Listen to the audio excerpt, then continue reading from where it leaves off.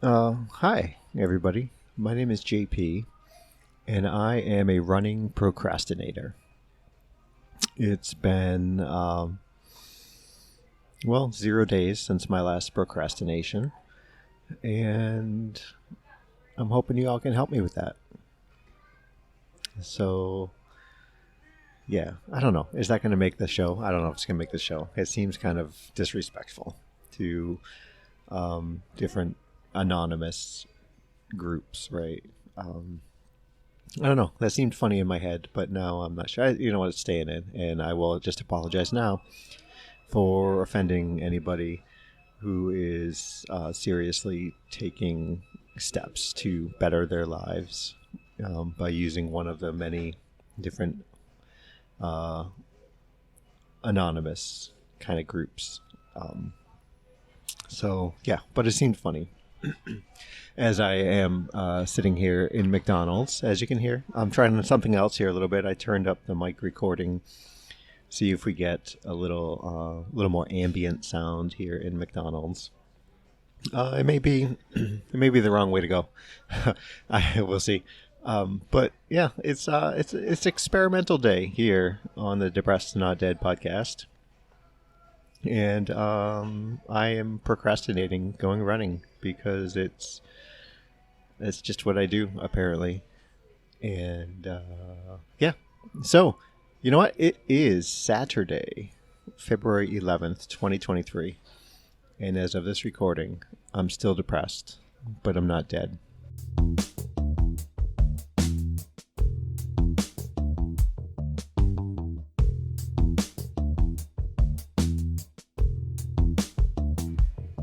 So yeah, here we are in McDonald's, in a relatively new McDonald's, and I don't want to be outside running right now. And it's a long run day, 10 miles, and so I cannot. I cannot is the wrong word, but I will say I cannot. I cannot run 10 miles on a treadmill. I just can't. I don't have the mental fortitude for that to happen. I need things to be changing around me. Even though I run, my long run is always in the same place, always start at the same place, always run by the same trees, always run across the same streets. It's varied minute to minute, and I need that when I'm going any distance. I think I could do 4 miles. I know I can do 4 miles on a treadmill, but probably that has to be at the gym where there's other things going on. Like we have a treadmill at the house, and I don't know that I could do 4 miles on a treadmill. We kind of so I am spoiled in life. Like I get this, I understand that I am spoiled. In is spoiling is someone who's spoiled, is that always in comparison to others, or is it individually? Like is there just a threshold of being spoiled? I don't know. Or is it you get more spoiled as you get more than you earn, more than you deserve? I don't know. I'm fortunate for sure in my life, and Nora and I have a nice home, and we have some nice stuff in our home. Well, we have nice stuff in our home. We don't have hardly any top end kind of stuff at all, right? But we have a Peloton bike that Nora got very early on in pandemic times, and she uses it a lot. And so it's a worthwhile purchase. She's done great. She's lost a lot of weight. She's more fit. She's everything great. And then she was wondering like, Peloton tread, should we get one, and this and that, and we got one. And so these are nice pieces of equipment, and we have a kind of loft area.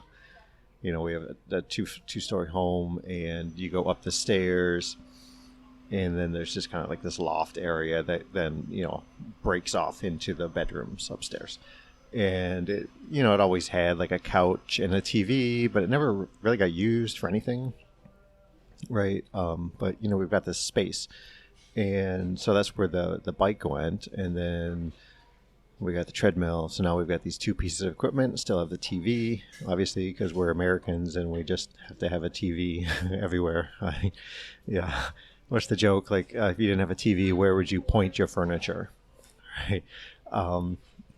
So we've got the TV, and I could watch TV while I run, but it's kind of off to the side just a little bit, right? Like maybe 5 feet to the side at a distance of whatever, like 8 feet or something. So, and I know that I run in the direction my head is facing. So like I would probably injure myself. So that's not an option. There's a lot more fitness talk that you probably tuned in for. But yeah, so I need to run outside and I just don't want to do it yet. I don't know why, but I don't, because I'm a procrastinator. So here I am at McDonald's talking to you. And yeah. So what's the state of JP? So we talked last week about the therapy thing, and I went ahead, I spoke with Nora about it. I think that same day, maybe the day after, I'm not sure. And I presented my case and what I was thinking and how I was, feeling about it. And she's like, okay, well, what if we did this? What if we put like a time frame on it and said like 6 months from now, we come back and we look at it and see how you're doing.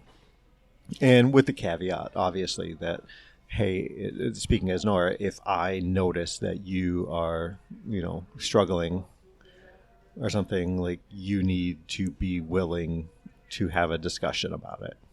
And also, if I notice myself that I am struggling, I need to be forthright in having a discussion about it. And of course I agreed to those things, right? I mean, that's just common sense kind of stuff, right? And I mean, there's dangers with that, of course, right? I mean, we're like the frog who gets boiled alive, right? Like we don't necessarily notice subtle changes as they're building, right? And then little changes become big changes over time, and maybe we get swept up and we don't really notice it until, like, holy crap, my pants don't fit anymore. What have I been eating since pandemic started? That kind of stuff, right? So I mean, there's the danger that I go little by little, I just get into darker places, and then there's that unidentifiable point where I'm just over the horizon on it, right? Like I don't now. It is like the darkness, the depression is me, and I don't talk about it because I'm not worth the effort to do that. My trouble isn't. I shouldn't bother Nora with me. We get to that point, and so I mean that's a real thing. And I hopefully I am aware enough that I can stay ahead of it. And I'm not. I mean, I'm not worried about it so much.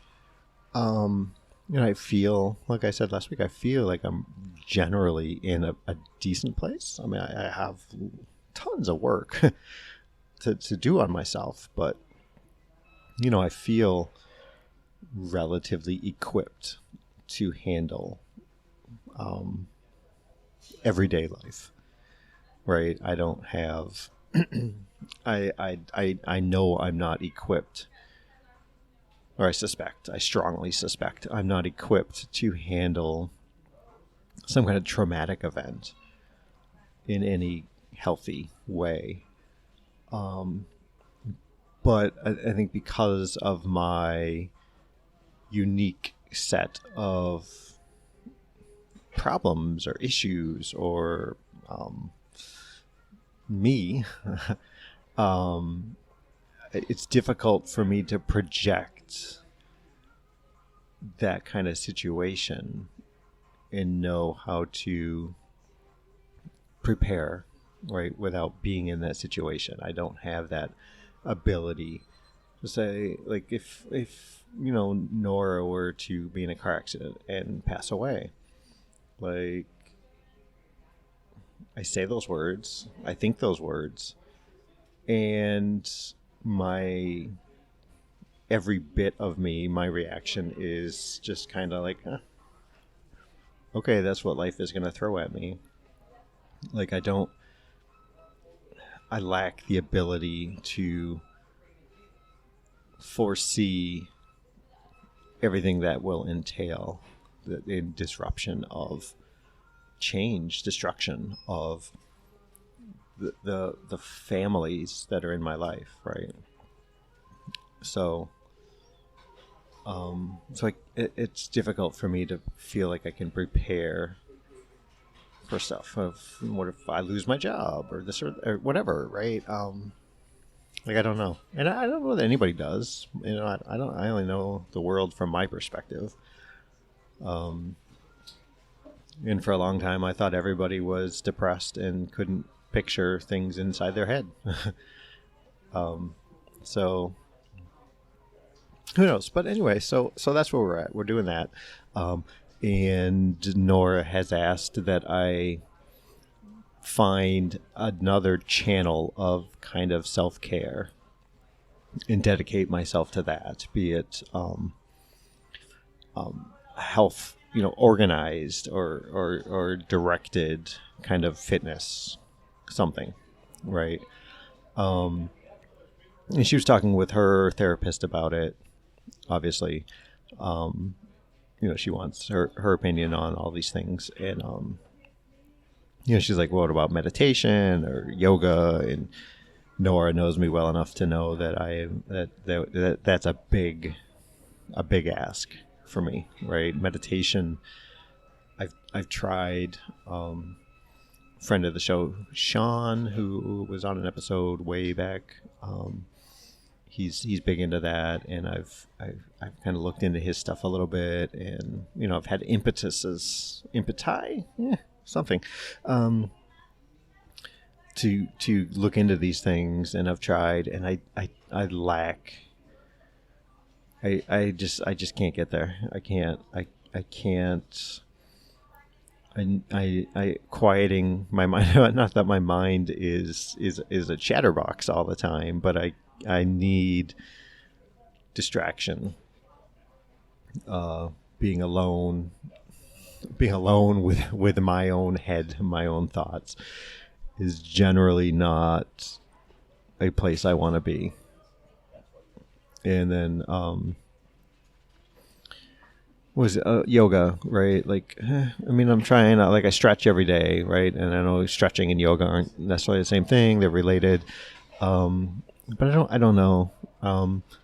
So then it was like like a running coach or a fitness coach, or there's like mobility coaches, right? Like basically like limbering up your body,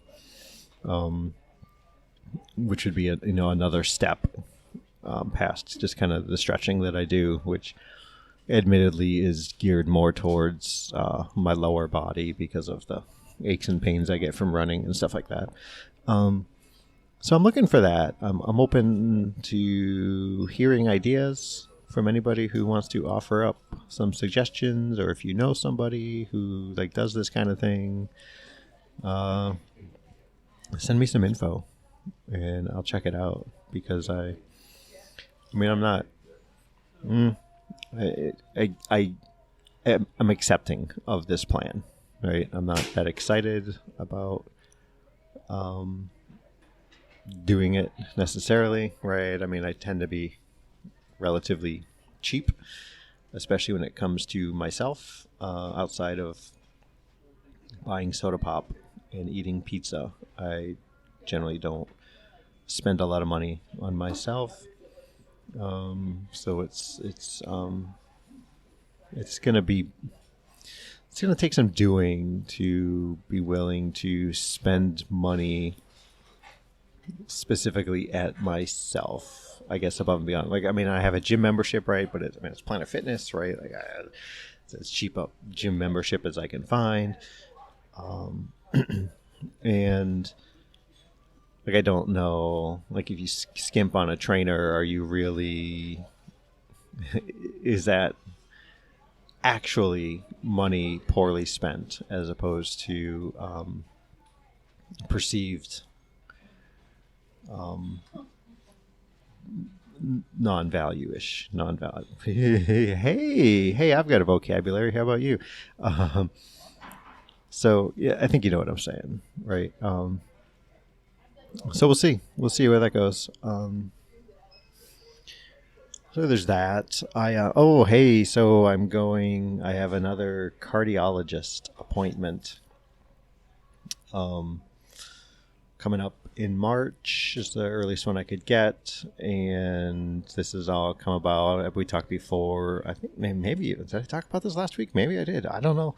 Who knows what I talk about? I don't know. So low heart rate, right? Like bradycardia, is that what it's called? I routinely get low heart rate notifications on my Apple Watch now, overnight, and which is defined by Apple as heart rate below 40 for some amount of time, and usually they're like 10-minute increments and things like that. And when you expect your heart rate to be lower overnight, right, where you're sleeping and whatnot, but it's been more frequent, and so I'm like, I take note of it. I'm not really worried about it and whatever. And then last week Sunday, I had an appointment to go give blood, and it was midday, so I had been doing stuff. I'd been to the gym. I drink copious amounts of caffeinated diet soda. And I get there, and we're doing the thing, and she takes taking your pulse is maybe temperature is the first thing, and then pulse, and she's like, I'm gonna have to get someone to check on this. And I'm like, okay, whatever. So, I'm like, sure. And another woman comes in, and she's like, yeah, your heart rate's 45, and it needs to be 50. Right. So they deferred me. I couldn't give blood. Right. So my joke to Dave, hey Dave, was like, hey, I'm too fit to give blood. Right. Like, that just seems outrageous. But yeah, so that's so it just seems like the responsible thing to do. I mean, I'm 50, I'm doing things like colonoscopies and stuff, and it just seems worthwhile. When I had gone to see the cardiologist maybe a year ago, I don't know, and he had suggested that if I wanted to, I could get fitted for like a temporary monitor. I don't wear it for 5 days or a week or something like that, and get some solid medical grade equipment, longer time data. And so I'm going to go. I'm going to talk to him about that. I was like, maybe let's just be responsible. Let's do it and see where that goes. Because I don't put a lot of stock necessarily in Apple Watch, right? But I don't know. I've said since the advent of like Fitbits that did things like check your pulse and stuff like that. It's not a diagnostic tool, but it is. I suspect it's valuable in terms of trends and changes, and this is clearly a change, which admittedly is probably tied just to running and being more fit, but. There is the term bradycardia or low heart rate for a reason, right? I mean, there are thresholds that are perceived as normal, and then there's lower than normal, above normal, things like that. So we'll check it out. I say this to encourage you all to like just be aware and don't check stuff out if you can, right? I mean, if you're, and again, this kind of goes to my kind of privilege that I have the ability to go see a cardiologist, right? I mean, I've got insurance, and Nora and I make enough money that we can afford the copays and the things like that, and even afford to take time off work to go do such a thing. And I get that's not everybody. So do what you can when you can, right? And reach out for help and look for your resources and take care of yourself and don't take anything for granted. And let's go, look at me offering up advice. I don't give advice. But yeah, I mean, I guess that fits with me. Like my message over the years here is just be smart and try to take care of yourself. Try. I guess that's the thing, right? Always try, because maybe today you don't feel like it, but maybe keep a list so the day when you do feel like you can take action, you can take some action and do stuff. So I don't know. What else is going on? I don't know. Half marathon coming up next weekend. Did I say that? Yeah, that's coming up. And then another one the end of March. I'm heading up to Michigan to see my girls, my mom, in a couple weeks here. So that'll be super duper.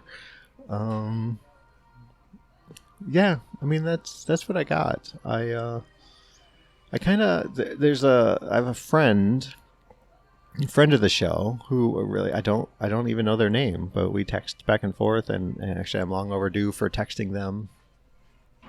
And they asked me if I knew of any other kind of self-help, mental health related podcasts that I would recommend, and I realized that I've not really listened to many for a while. And the early on there was like the hilarious world of depression and giving voice to depression, and a few others that I can't think of now while I'm sitting here in McDonald's.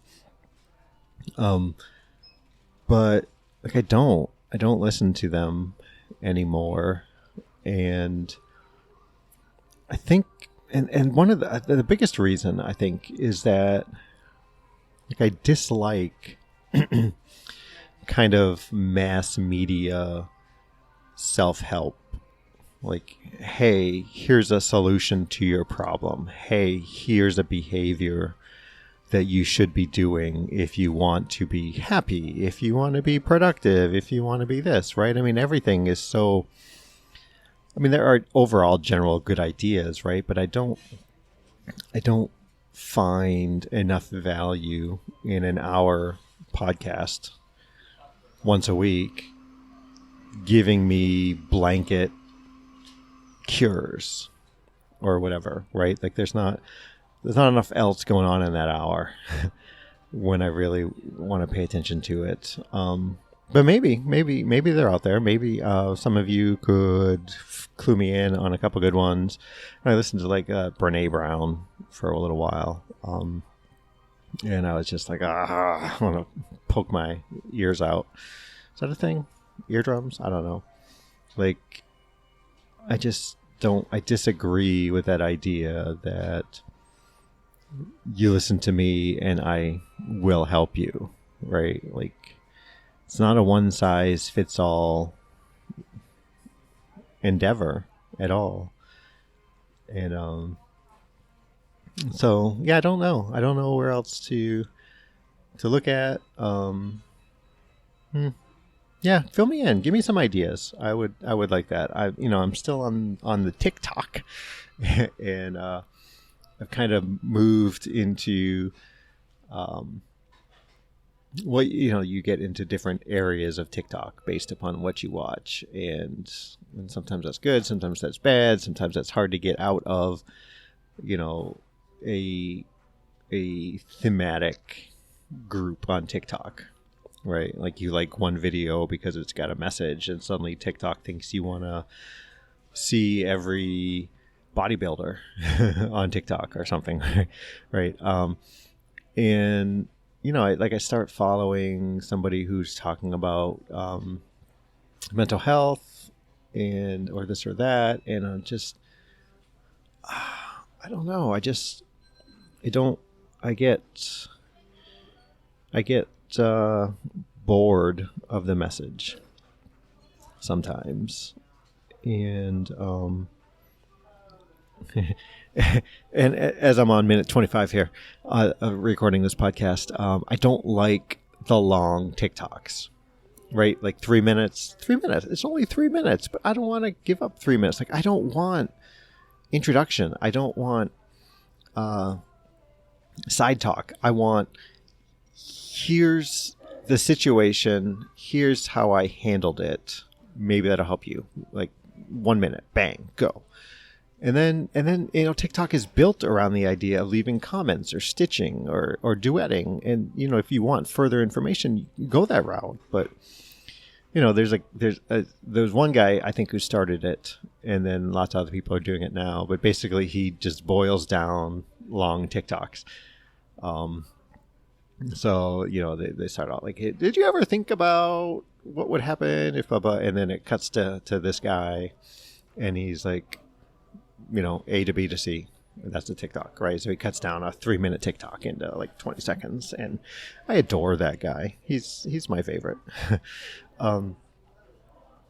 So I don't know, but it's getting more busy here at McDonald's, and I'm finding myself more and more aware of sounds going on around me, and I'm betting that sounds terrible on your end. So hey, thanks for listening. Mike, I hope your run is going well. Everybody, please reach out. Let me know how you're doing. Let me know what I could do better. Let me know how terrible this idea was to talk at McDonald's. You can email me, jamolke@gmail.com, facebook.com/jamolke, at jamolke on TikTok. That's JAMOALKI. You can text me in the U.S. 248-648-1419. On the U.S. and worldwide on WhatsApp +1 248-648-1419. I would love to hear from you. I promise to try to do my best to communicate with you, and I'm going to go do that right now because I can think of a couple texts that I've let fall to the wayside. So thanks for spending time with me. I hope today is better than yesterday, which is better than last week, etc., etc. Thank you so much. Yeah, that's it. Thanks. Be safe and be well.